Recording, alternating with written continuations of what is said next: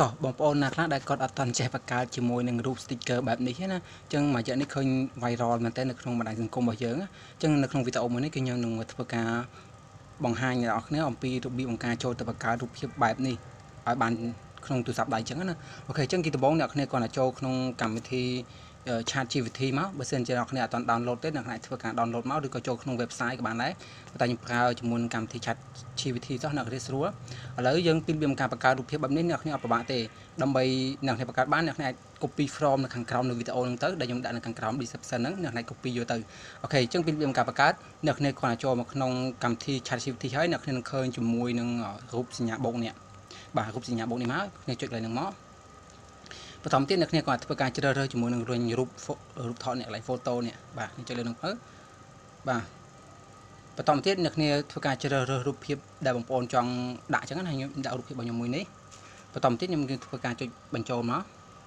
អញ្ចឹងអ្នកគ្នាដែលថ្មីដែលបានមើលវីដេអូខ្ញុំមួយនេះហើយអ្នកគ្នាកុំភ្លេចចុច subscribe និង like ជា YouTube ខ្ញុំអ្នកមួយផលអ្នកទាំងអស់គ្នាអូខេអញ្ចឹងមកដល់កន្លែងនេះដើម្បីយើងធ្វើការបំលែងជារូបភាពបែបនេះទៅជាប្រភេទ sticker អ្នកគ្នាក៏តែធ្វើការ copy form ដែលខ្ញុំបានដាក់ខាងក្រោមវីដេអូណាអញ្ចឹងខ្ញុំបានធ្វើការសរសេររួចហើយខ្ញុំធ្វើការ copy ចូលមកបាទបន្តទៀតខ្ញុំធ្វើការចុចសញ្ញាព្រួយនេះមកដើម្បីឲ្យខាង ChatGPT គេបំលែងរូបភាពរបស់យើងទៅជា sticker អញ្ចឹងណាបែបស្អាតអញ្ចឹងទៅអ្នកនរគ្នានិយាយទៅបើអ្នកនរគ្នាចង់បំលែងឬក៏ចង់កែអីយើងអាចកែបានណាខ្ញុំបើសិនអ្នកនរគ្នាអត់ចង់ចេះអីអ្នកនរគ្នាអាច comment នៅខាងក្រោមមកខ្ញុំនឹងប្រាប់ពីរបៀបកែទៅជារូបភាពស្អាតផ្សេងទៀតនិយាយទៅអ្នកគ្នាអាចសាកល្បងបានអញ្ចឹងណាយើងអាចសេជា font បនខ្មែរក៏បានដែរអ្នកគ្នាបើកន្លែងហ្នឹងណាបាទឥឡូវយើងធ្វើការរងចាំមកកន្លែងនេះយើងរងចាំប្រហែលជា1នាទីទៅ2នាទីដើម្បីឲ្យ ChatGPT ដើម្បីធ្វើរូបរបស់យើងទៅជាប្រភេទ sticker អញ្ចឹងណាអ្នកទាំងអស់គ្នាអូខេអញ្ចឹងអ្នកគ្នាធ្វើការរងចាំសិនមក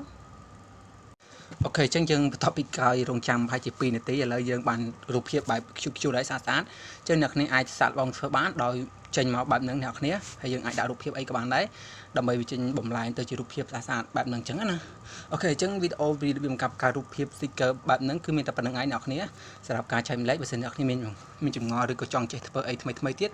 អ្នកគ្នាអាច comment នៅខាងក្រោមវីដេអូហ្នឹងបានអញ្ចឹងបើខ្ញុំចេះអីបន្ថែមទៀតខ្ញុំនឹងធ្វើបង្ហាញអ្នកទាំងអស់គ្នាបន្ថែមទៀតឬក៏អ្នកគ្នាអាច search នៅក្នុង YouTube ទៅដោយសារនៅក្នុង YouTube គឺមានច្រើនមែនទែនបងយើងក៏ធ្វើពីបំលែងរូបភាព cute បែបស្អាតអីចឹងណាអ្នកគ្នាបាទអូខេអញ្ចឹងជួបខ្ញុំនៅវីដេអូក្រោយទៀត